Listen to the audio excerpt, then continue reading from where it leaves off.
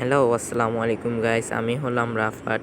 আজকের ভিডিওটা ডিএলএস গেমের নতুন ইভেন্ট নিয়ে। এই ইভেন্টের নাম হলো জুন টুর্নামেন্ট। অনেকে বুঝতেছে না এই উইন স্ট্রাইকটা কি।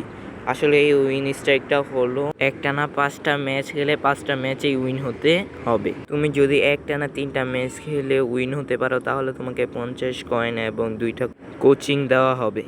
এরপর তুমি যদি একটানা 4টা ম্যাচ জিতে যাও তাহলে তোমাকে 120 কয়েন ও ফিটনেস কোচিং একটা দেওয়া হবে।